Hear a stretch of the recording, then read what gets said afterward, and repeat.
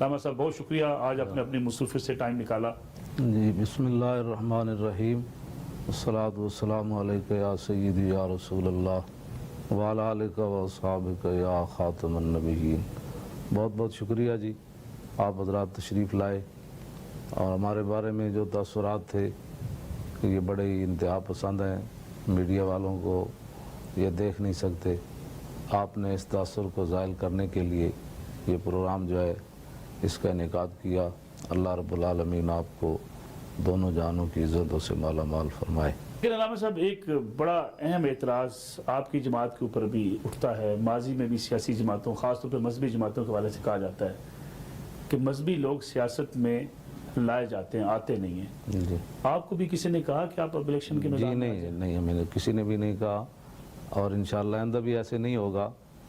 ہم تو ایک ہی بات لے کر چلے ہیں کہ اسلام 3 صدیاں ہو گئی معذرت خواہانہ لہجے میں لوگ بیان کرتے ہیں، اور یورپ کے اندر ایک بندہ بھی نقصان ہو جائے تو پوری دنیا کھڑی ہو جاتی ہے، اور لاکھوں مسلمان افغانستان میں، عراق میں اور شام کے اندر ذبح ہو جائیں، برما میں، تو اس کو عدل کا نام دیا جاتا ہے۔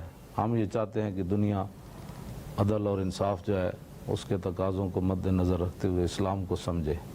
لیکن علامہ صاحب پوری آپ کی الیکشن کمپین اگر ہم دیکھیں، جناب ٹارگٹ آپ کا میاں نواز شریف نظر آئے، حکومت نظر آئی، پیپلز پارٹی بھی میدان میں تھی، جماعت اسلامی بھی تھی، ملی مسلم لیگ بھی تھی، لیکن آپ نے ایک ہی جماعت کو ٹارگٹ کیا۔ اس سے بھی بعض لوگ یہ کہتے ہیں کہ شاید آپ کا ایجنڈا صرف نواز شریف کی پارٹی کو ہرانا تھا۔ جی اس لیے بھی یہ ٹارگٹ تھا کہ جو ذمہ دار ہوتے ہیں ان سے پوچھا جاتا ہے۔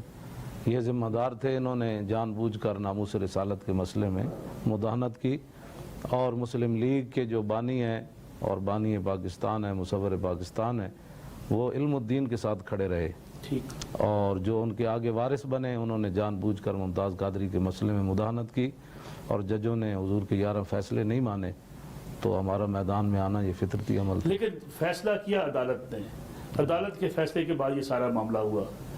عدالت کے فیصلے کو آپ ایک سیاسی فیصلہ کیسے قرار دے سکتے؟ نہیں، ہم نے سیاسی اس کو کبھی بھی نہیں کہا، لیکن اب یہ تو ہم پوچھ سکتے ہیں نا کہ 5000 اپیلیں پہلے پڑی تھی صدر صاحب کے پاس، تو ان کو پس پش ڈال کر ممتاز کی اپیل کو مسترد کرنے کا معنی کیا بنتا تھا؟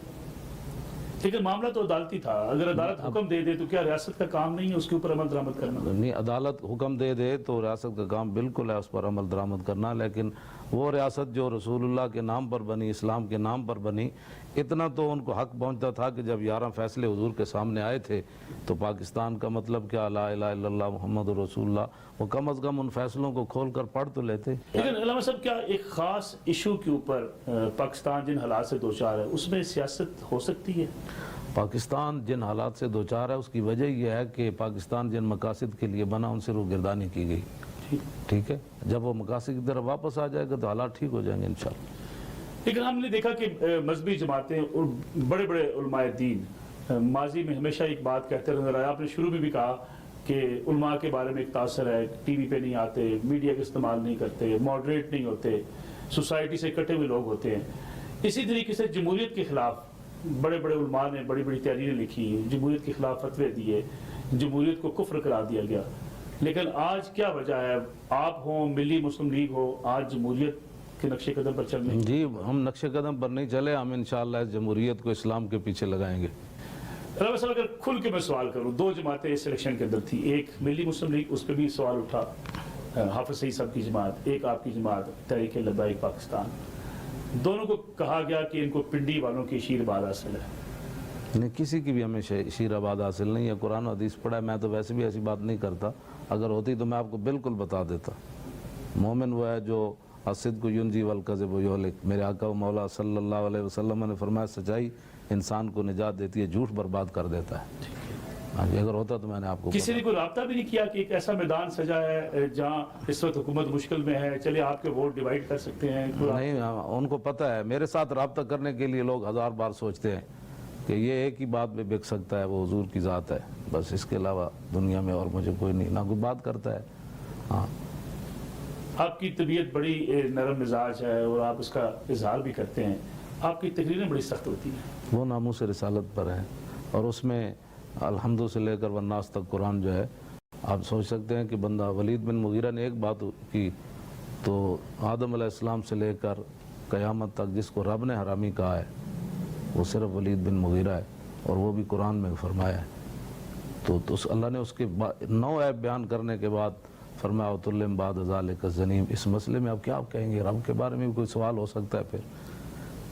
لیکن کیا سیاسی میدان میں اترتے ہوئے آپ سمجھتے نہیں ہیں کہ جب سیاسی میدان میں آپ اترے ہیں، لوگوں کو پکارتے ہوئے، لوگوں سے بات چیت کرتے ہوئے یا جلسوں سے خطاب کرتے ہوئے تھوڑی سی نرمی ہونی چاہیے، ایسے الفاظ نہیں آنے چاہیے جس سے عام آدمی جس کو سن کے تھوڑا سا اعتراض کرتا ہے اس کے اوپر؟ تو بتائیں، وہ عمران کو انہوں نے شیطان کہا ہے، میں نے شیطان ان کو کہا ہے؟ عمران کو تو یہ شیطان کہتے ہیں، اور عمران کی ناموس کو اچھالنے کے لیے انہوں نے کون کون سی باتیں کی؟ ہم نے کبھی ایسے بات کی ہے؟ لیکن آپ نے عمران خان کی بات بھی کی، آپ تنہا میدان میں آ گئے، اگر آپ اسی اپنی کوششوں کے لیے اپنی قوت کسی ایسے پڑڑے میں ڈالتے جو جیت بھی سکتی، عمران خان کی آپ بات کر رہے ہیں، کوئی ایسی بات چیت؟ عمران خان جو ہے وہ کون سا، وہ بلے کھیل کھیل کر وہ ہیرو بنا ہے، تو اس نے بھی ممتاز قادری کو قاتل کہا، تو عمران خان کے ساتھ ہم کیسے بیٹھ سکتے تھے؟ وہ سکھ کی فاتحہ پڑھنے چلا گیا اور اس نے وہ مشال مرا تو کہا کہ ہم جنگل کا قانون نہیں چلنے دیں گے۔ یہ تو لفظ ہی عجیب و غریب ہے بھئی، جنگل کا یہ قانون، تم یہ کوئی طریقے سے بات کرو نا، یہ جنگل کا قانون ہے۔ جنگل کا قانون تو یہ ہے کہ مسلمان بچیاں تیرے ساتھ کھڑی ہو جاتی ہیں اور وہ کہتی ہیں ہمارے ساتھ یہ ایسی باتیں کرتا ہے۔ جنگل کا قانون تو یہ ہے کہ تم مسلمان بچیوں کی حفاظت بھی نہیں کر سکے۔ لیکن علامہ صاحب اگر ہم دیکھیں، اب مشال کی بات آپ نے کی، کیا موب اٹھ کے کسی فرد نہیں، یہ بات ویسے میں نے کی ہے، وہ یہ بات نہیں ہے کہ بات یہ ہے کہ کوئی طریقہ کار ہوتا ہے نا، جب ان کے منہ میں جو بات آئے وہ سنجیدہ ہوتی ہے، وہ پڑھی لکھی ہوتی ہے، جو یہ مرضی کہہ دیں۔ عمران کو انہوں نے کیا کیا لفظ انہوں نے کہے ہیں، نون لیگ والوں نے نہیں کہے، میں انہیں سارے نوٹ کر کے رکھے ہوئے ہیں، میں نے تو ان میں سے کبھی بھی ایک لفظ بھی نہیں کہا۔ ذاتیات پر یہ آئیں تو عمران کو شیطان بھی، ایک انسان کو شیطان کہنا یہ ٹھیک ہے؟ اگر ہم بانیان پاکستان کی بات کریں، جی، قائد اعظم محمد علی جناح، علامہ اقبال، جی، دونوں مذہبی یا مولوی لیڈر نہیں تھے، ٹھیک ہے، ایک ماڈریٹ پاکستان چاہتے تھے۔ میں کلام اقبال کا حافظ ہوں۔ جی جی، انہوں نے اقبال کی چھٹی منسوخ ہی اس لیے کی تھی کہ جب تک یہ اقبال کو مانیں گے ممتاز قادری کو یہ تختہ دار پر نہیں لٹکا سکتے، اس لیے کہ وہ پہلی صف میں کھڑا ہوا اقبال اس کے جنازے میں، اور علم الدین ڈیفنس کمیٹی اقبال نے بنائی۔ 14 جولائی 1929 کو اقبال نے بمبئی سے قائد اعظم محمد علی جناح کو بلایا۔ آج بھی وہ فلیٹی ہوٹل میں کمرہ محفوظ ہے جس میں قائد اعظم آ کر ٹھہرے، صبح ہائی کورٹ میں پیش ہوئے، اور علامہ اقبال شخصی ضمانت پر علم الدین کا جنازہ لاہور لے کر آئے، گورنر کو شخصی ضمانت دی، کہا کہ یہ ہندو مسلم فساد ہو جائے گا۔ اقبال نے کہا فساد ہو گیا، اس کے بدلے میں مجھے جو کرنا ہے کر لینا، عاشق رسول کا جنازہ لاہور میں آنے دو۔ یہ ماڈریٹ تو نہیں ہے نا، یہ تو مولوی بھی کوئی نہیں کھڑا ہو سکا جو اقبال نے شخصی ضمانت دی۔ لیکن قائد اعظم کے بارے میں تو آج تک لوگ کہتے ہیں کہ وہ ایک ایسا پاکستان چاہتے تھے کہ جہاں شاید کوئی مذہبی ڈومینیشن نہ ہو، جیسا کہ آج ہمارے علماء کے بارے میں کہا جاتا ہے کہ وہ تلواریں لے کے گردنیں کاٹنا چاہتے ہیں۔ کون کاٹنا چاہتا ہے؟ مجھے ایک بتائیں، کوئی بھی نہیں کاٹنا چاہتا۔ میں تو یہ حدیثیں پڑھ کے لوگ ہماری سنتی نہیں نا بات، من قتل معاہدا من غیر کنۃ حرم اللہ علیہ الجنہ، اس سے بڑے اقلیتوں کے حقوق کوئی نہیں۔ یہ سیاستہ کی حدیث ہے، نبی علیہ السلام نے فرمایا کہ جو آدمی غیر مسلم مسلمانوں کے ملک میں معاہدے کے تحت رہ رہا ہو اور بغیر کسی وجہ کے اس نے اس کے کافر ہونے کی وجہ سے اس کو قتل کر دیا، اللہ ایسے بندے پر جنت حرام کر دے گا۔ ایک بریک لے لیں، بریک کے بعد واپس آتے ہیں۔ ہمارے ساتھ موجود ہیں علامہ خادم حسین رضوی صاحب، سربراہ تحریک لبیک پاکستان، ان سے بات کریں گے۔ 120 کی بات بھی ہوگی، ملکی سیاست کی بات بھی ہوگی، اور مذہبی جماعتوں کی بات بھی کریں گے آفٹر شارٹ بریک۔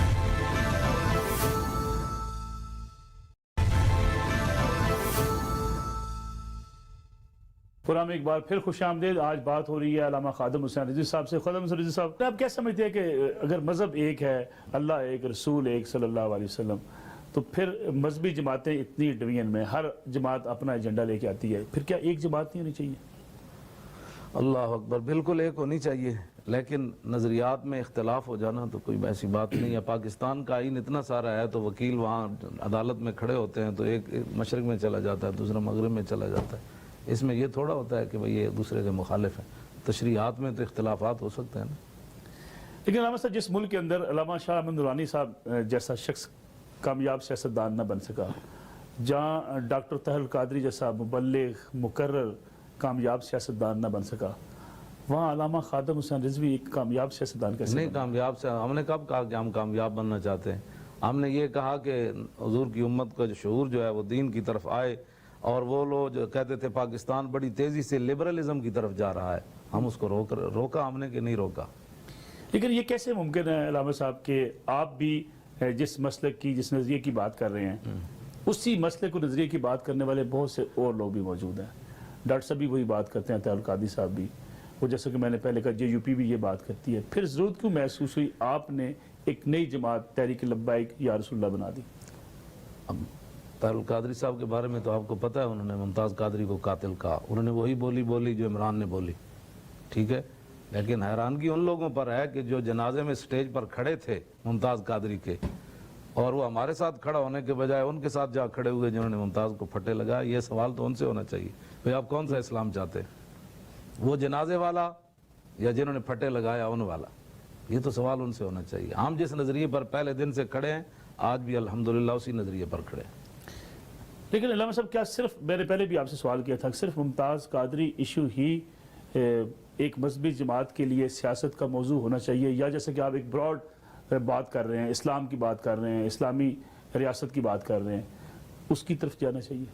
ممتاز قادری ایشو جو ہے نا وہ روح اسلام ہے، اسی پر اقبال نے آ کر ختم کر دی تھی بات کہ بمصطفیٰ برساں خیشرا کے دی ہماؤست گربہ نہ رسیدی تمام بولا بیست۔ اس نے کہا کہ سارا دین حضور کی ذات ہے، اگر کوئی مسلمان وہاں تک پہنچا تو ٹھیک، ورنہ ابو لہب اور اس کے درمیان کوئی فرق نہیں ہے۔ تو حضور کی ذات ہی تو جدھر سے بھی کوئی جمع تفریق کر کے لائے گا نا، آگے حضور ہی کھڑے ہیں۔ لیکن جب نبی کریم صلی اللہ علیہ وسلم کا طریقہ کار تھا ایک اسلامی معاشرت قائم کرنا جہاں انسانوں کے حقوق ہوں گے، جہاں لوگوں کو روزگار ہوگا، فرمایا کہ میں سراقہ کو کہا میں تیرے ہاتھوں میں قصہ کے کنگن دیکھ رہا ہوں، ریاست، اسلامی ریاست، اسلامی معاشرہ، اس کی تشکیل میں مذہبی جماعتوں کا کردار کیا رہا ہے؟ اس میں یہی رہا کہ جب بھی الیکشن کی باری آئی تو کہا کہ اب دو برائیاں ہیں، ایک چھوٹی برائی ہے ایک بڑی برائی ہے، تو بڑی کو چھوڑ کر چھوٹی کے ساتھ لگ گئے۔ پھر جب وہ بڑی بنی تو پھر کہا نہیں اب یہ بڑی بن گئی، اب یہ ایسی ہوتا رہا۔ ان کو چاہیے تھا کہ اپنا طریقہ کار وضع کرتے جی ہاں، اور لوگوں کے سامنے اسلامی نظریہ پیش کرتے اور خود اس پر چلتے۔ آپ سمجھتے ساری سیاسی جماعتیں غلط ہیں پاکستان میں؟ میں نے کب کہا یہ غلط ہے؟ میں نے کہا یہ نظریہ پاکستان سے ہٹ گئی ہیں۔ غلطیاں کوتاہی ہو سکتی ہیں، واپس آ نہیں سکتی ہیں، ٹھیک ہو آ سکتی جائیں نا واپس، غلطی ہم نے کب کہا آ جائیں واپس سارے۔ اب یہ تو نہیں نہ ہو سکتا کہ وہ ساری زندگی یہ حدیث پڑھتے رہیں لن یفلح قوم ولوا امرهم امرأة، کہ وہ قوم کبھی بھی ہرگز کامیاب نہیں ہوگی۔ بخاری شریف کی حدیث پڑھیں کہ جو عورت کو اپنا سربراہ بنا لے، اور دوسری حدیثوں میں یہ ہے کہ وہ امورکم الی نسائکم، کہ جب معاملات میری امت عورتوں کے سپرد کر دے تو فبطن الارض خیر لکم من ظہرہا، اس وقت میری امت مر جائے اس سے بہتر ہے۔ یہ سارے معاملات ہونے کے بعد وہ حدیثیں عمران خان کی امیدوار میں نظر نہ آئیں اور بے نظیر کے خلاف سارے اٹھ کر فتوے دے دیں کہ یہ حدیث ہے اس کو سربراہ، تو مجھے بھی تو یہ بتائیں نا، ان کے اپنے دورے معیار نے ان کو اس مقام پر پہنچایا۔ آپ سمجھتے کسی عورت کو الیکشن میں حصہ نہیں لینا چاہیے؟ میں نے یہ نہیں سمجھا، یہ نہیں میں نے کہا بات، میں نے کہا کہ یہ جو ہمارے مقابلے میں کھڑے ہوئے ان سے میرا یہ سوال ہے۔ لیکن علامہ صاحب جو اس وقت پکچر ہے خاص طور پہ مذہبی لوگوں کے حوالے سے، ایک پکچر یہ ہے کہ جیسے کہ دہشت گردی ہے، اس کے پیچھے جہاں کی دھماکہ ہوتا ہے مسلمان ممالک کا نام آ جاتا ہے، پاکستان کے اوپر الزام ہے، مدارس میں لوگ ایسے پروان چڑھتے ہیں جو گردنیں کاٹتے ہیں، بم دھماکے کرتے ہیں، خودکش بمبار بھی اسی خطے سے جنم لیتے ہیں۔ یہ کیا وجہ ہے؟ کیوں مسلمان اتنی انتہا پسندی کی طرف چلے گئے؟ کون انہیں لے گیا؟ یہ کون لے گیا انہیں؟ روس کے مسئلہ میں کس نے مجاہدین بنائے اور کس نے ان کو پناہیں دی، کس نے ان کو تربیتیں دی؟ ہم نے دی۔ یہ سوال ان لوگوں سے ہونا چاہیے جنہوں نے مدارس سے بندے نکال کر ان کو کہا کہ یہ بہت بڑا جہاد ہے، اور ان کو مالی سپورٹ بھی کی اور ان کو بڑی بڑی گاڑیاں مہیا کی، ان کو بڑے بڑے محلات ان کے بنائے۔ جب ان کا کام نکل گیا تو کہا کہ اب یہ دہشت گرد ہے۔ یہ سوال تو مجھے کرنا چاہیے، ٹھیک ہے؟ ہاں، جنہوں نے پہلے جہاد تھا، فساد کنہوں نے بنایا؟ ہم نے بنایا۔ لیکن تو وہ ملٹری اسٹیبلشمنٹ ضیاء الحق کے زمانے کی جنہوں نے جہاد کو سپورٹ کیا، پھر وہی ملٹری اسٹیبلشمنٹ مشرف صاحب کی جس نے جہاد کی مخالفت کی، فرق کیا اور دیکھتے ہیں؟ دنیا میں جہاد مقدس ایک فریضہ تھا جس کے بارے میں میرے آقا مولا صلی اللہ علیہ وسلم نے فرمایا میرا آخری امتی دجال سے جہاد کرے گا۔ کسی عادل کا عدل اور کسی ظالم کا ظلم اس کو ختم نہیں کر سکے. اس کو دنیا میں بدنام کس نے کرایا؟ یہ تو ان لوگوں سے سوال ہونا چاہیے جنہوں نے کیا ہے. مشرف کا اقدام درست تھا کہ جو لوگ پاکستان میں موجود تھے ان کو پکڑ کے امریکہ کے حوالے نہیں, مشرف کا اقدام کیسے درست تھا؟ یہ مشرف کا یار ہے جنرل شاہد عزیز, اس نے سارا کچھ اس میں لکھا ہے. اب میں اگر وہ پڑھ کے سناؤں گا تو آپ بھی نہیں سن سکیں گے. ٹھیک یہ اس نے خود اس نے لکھا ہے, یہ اس کا بہت بڑا یار ہے. اور 6 قسم کے ڈانس اس نے بش کو دکھائے مارچ 2007 میں. ایک اور بریک لے لیں. علامہ ہمارے ساتھ موجود ہیں تو بات کریں گے. اب اس پہ بھی بات ہوگی کہ کیا مستقبل کیا پاکستان کے اندر حالات کس طرح بڑھتے ہوئے دکھائی دیتے ہیں اور کیا مذہبی جماعتیں کبھی جیتنے کی طرف بھی بڑھ پائیں گی. اس پہ بات کرتے ہیں آفٹر شارٹ بریک.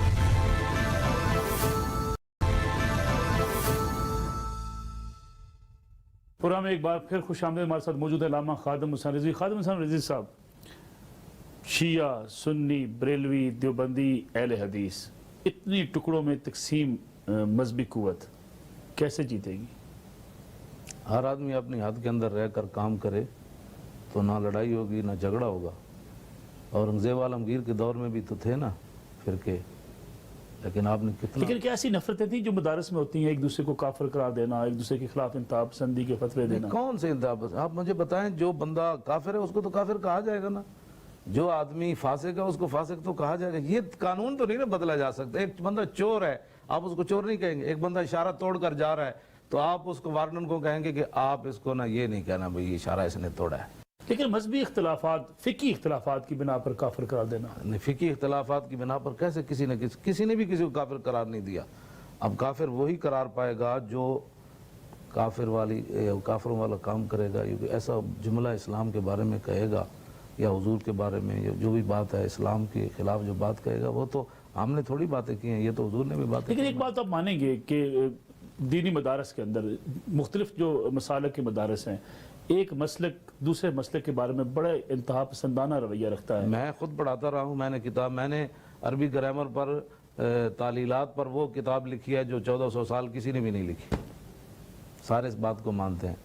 تو میں نے تو ایسی نظریہ کبھی بھی نہیں دیکھا. جس طرح یہاں دوسرے محکموں میں جانے کے لیے کورس ہوتے ہیں, امتحانات ہوتے ہیں, وہ وہاں ان کو انٹرویو دینا پڑتا ہے. میں خود یہ چاہتا ہوں کہ مفتیوں کے لیے, قاضیوں کے لیے اور علماء کے لیے, خطیب کے لیے, مقرر کے لیے, واعظ کے لیے, مصلح کے لیے کچھ کورس ہونے چاہیے. یہ نہ ہو کہ پہلی کلاس سے اٹھ کر وہ خطیب پاکستان بن جائے. آپ کی رائے کیا ہے دیگر مسالک کے حوالے سے؟ دیوبندی ایک مسلک ہے, اہل حدیث ایک مسلک ہے, اہل تشیع ایک مسلک ہے, ان کے حوالے سے آپ کی رائے؟ آپ سخت گیر ہیں یا آپ سمجھتے ہیں سب کے ساتھ مل کے چلا جا سکتا ہے؟ نہیں, سب کے ساتھ وہ اپنا چل رہے ہیں, ہم اپنا چل رہے ہیں. کیسے چلا جا سکتا ہے؟ وہ اپنے سارے معاملات درست کریں سارے. ہم بھی, ہمارے اندر کوئی کمی ہے تو ہمیں کہیں جی آپ کے اندر یہ کمی ہے, اور ان کے اندر جو باتیں ہیں وہ ہمارے ساتھ بیٹھے ان کے بڑے بڑے علماء, اور ہم بیٹھنے کے لیے ان کے ساتھ تیار ہیں. یہ اختلافات ختم ہو سکتے ہیں. یہ دنیا میں جو مسلمان کے اوپر الزام لگتا ہے کہ دہشت گردی مسلمان کر رہے ہیں اور مسلمان واقعات کے اندر ملوث بھی پائے جاتے ہیں. نہیں, کیسے ملوث؟ اس کی دیکھیں, بعض ایسے ہیں جو لوگ پکڑے جاتے ہیں جن کے بارے میں جن کے لنکس نکل آتے ہیں بعض ایسے لوگوں سے. اس کے پیچھے کس کا ہاتھ لگتا ہے؟ کوئی بات بتائیں تو صحیح. جیسے کہ ابھی آپ نے دیکھا امریکہ میں کچھ واقعات ہوئے, کچھ برطانیہ میں واقعات ہوئے, کچھ انتہا پسندی کی طرف لوگ تو جا رہے ہیں. ابھی کراچی میں بڑے پڑھے لکھے لوگ پکڑے گئے. انصار الشریعہ آپ نے دیکھا. نہیں, انتہا پسندی کی بھی تو کوئی تعریف ہونی چاہیے نا. دہشت گردی کی بھی تعریف ہونی چاہیے. 10 لاکھ عراقیوں کو مار دینا یہ انتہا پسندی نہیں ہے, یہ دہشت گردی نہیں ہے. بچوں کو بھی ساتھ مار دینا, ہسپتالوں پر حملے کر دینا, مسجدوں میں بیٹھ کر شراب پینا اور بچیوں کے ساتھ گینگ ریپ کرنا, یہ انتہا پسندی نہیں ہے. انتہا پسندی یہ ہے کہ مولوی خادم جو ہے اس نے داڑھی کیوں رکھی اور پگڑی کیوں باندھ لی ہے, اور یہ الیکشن کے اندر کیوں آیا. پوری دنیا میں یہ سوال اٹھ کھڑا ہوا, یہ مولوی کیوں آیا. اب یہ کیا بات ہوئی بھائی, ایسے دوسرے آ گئے ہم بھی آ گئے, ہم بھی اس پاکستان کے رہنے والے ہیں. لیکن لوگ سوچتے ہیں نا کہ الیکشن کے لیے بڑی گاڑی چاہیے, الیکشن کے لیے پیسہ چاہیے, تو لوگ سوال کرتے ہیں کہ علامہ خادم حسین رضوی صاحب کے پاس پیسہ کہاں سے آ گیا؟ نہیں آیا نا, ایجنسی نے دے دیا. کہاں سے آیا؟ وہ تو ہمارے پاس سارا حساب ہے. کبھی انہوں نے 10,000 دے دیے, کبھی اس نے 100 روپے دے دیا. وہ اپنی گاڑی لے آیا, کہنے لگا 2 دن کے لیے میری گاڑی استعمال کر رہے ہیں. خاص قوتوں نے نہیں کہا پیسے لے لیں؟ نہیں جی, ان کو پتہ ہے میرے سامنے آنے سے یہ بات کوئی کرنے تو پہلے 1000 بار سوچتا ہوگا کہ مجھے کوئی بات کوئی نہیں کر سکتا. تو آپ کے وسائل کیا ہیں؟ آپ گاڑی کون سی استعمال کرتی ہیں, کیسے رہتے ہیں؟ گاڑی جو ہے وہ میرے پاس کرولا ہے, تو رہتا میں اسی طرح کے کمرے میں رہتا ہوں. ایک میری چارپائی ہے, ساتھ اس کے کتابیں ہیں. ان حالات میں آپ بڑی سیاسی جماعتوں کا مقابلہ کیسے کریں گے؟ بڑا تو رب ہے نا, اور وہ ہم اسی پاور سے کھڑے ہیں جس پاور سے صحابہ بے سر و سامانی کے عالم میں بدر میں گئے تھے. ہم اسی پاور کے ساتھ کھڑے ہیں جس کے اندر جنگ یرموک میں 36,000 نے 3.5 لاکھ کا مقابلہ کیا. ہم اسی پاور سے کھڑے ہیں کہ ایک تہ بند باندھے ہوئے حضرت مصعب بن عمیر میدان احد میں گئے, کفن بھی نصیب نہ ہوا. یہی تو میں چاہتا ہوں کہ اسلام اپنی ایک پاور رکھتا ہے, اور اس نے ہمیں 120 حلقے میں دکھا دیا کہ ان کے پاس کچھ بھی نہیں تھا. اس کے باوجود بڑی بڑی دنیا حیران ہو گئی, یہ پیسہ کہاں سے آیا, کہیں سے بھی نہیں آیا. کہاں سے کون دیتا ہے, کون دینے کو منہ چاہیے, دینے والا ہے سچا ہمارا نبی. لوگ تو اس لیے بھی ڈر رہے تھے نا کہ شاید آپ پنڈی سے آشیرواد لے کے آئے ہیں, اس لیے آپ کی طرف کون سی ہے پنڈی؟ مجھے تو آپ کا یہ اصطلاح بھی نہیں سمجھ آ رہی, پنڈی کون سی ہوتی ہے, آشیرواد بھی کون سی, کہیں بھی نہیں ہے. انشاءاللہ آپ دیکھیں گے کہ نوجوان طبقہ سارا ہمارے ساتھ کھڑا ہے. لیکن علامہ صاحب ایک ہم جب سوسائٹی کو دیکھتے ہیں, لگتا یہ کہ نوجوان طبقہ, نئی نسل اسلام کے اتنا قریب نہیں آ رہی جتنا آنا چاہیے تھا. بہت زیادہ آ گئی. ایسے ایسے بچے مجھے ملے, انہوں نے کہا کہ ہم نے 3 سال سے غیر محرم عورتوں کو نہیں دیکھا. اور ساؤتھ افریقہ اور یورپ کی میں بات آپ کو سنا رہا ہوں. کہا کہ جب سے آپ کی تقریر سنی ہے, روزانہ قرآن بھی پڑھتا ہوں, یہ بھی کرتا ہوں, ماں باپ کے گستاخ تھا وہ بھی ٹھیک ہو گیا, اور یہ کام برائیاں تھیں وہ ساری ختم ہو گئیں. یہ ایک دو بندے نہیں ہیں, یہ لاکھوں ایسے بندے ہیں. تو آپ سمجھتے ہیں مستقبل ہے ایسا مذہبی جماعتوں کا؟ مذہبی جماعتوں کا نہیں, مستقبل اسلام کا ہے. جی ہاں, اس میں آپ کھڑے ہو جائیں گے, ہم آپ کے پیچھے. ٹھیک ہے جی.